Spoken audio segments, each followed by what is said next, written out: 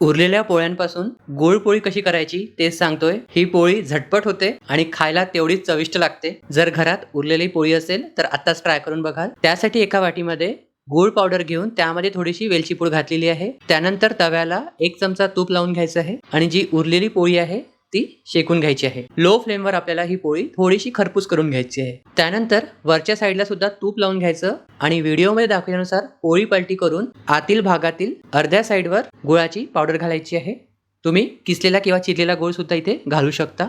गूळ सगळीकडे पसरवून घ्यायचा। त्यानंतर पोळी फोल्ड करून दोन्ही साईडने लो फ्लेमवर खरपूस होतपर्यंत भाजून घ्यायची आहे। हवं असल्यास आणखीन तुपाचा वापर करू शकता। दोन्ही साईडने पोळी खरपूस भाजली गेली की गॅस बंद करून थोडा वेळ थंड झाल्यावर ही पोळी सर्व करायची आहे। खायला खरंच एक नंबर लागतात। एकदा केली की घरचे सगळेजण मागतील अशी ही रेसिपी आहे। तर नक्की ट्राय करून बघाल। कशी झाली कमेंट्स मध्ये सांगाल आणि व्हिडिओ आवडल्यास लाईक करायला विसरू नका।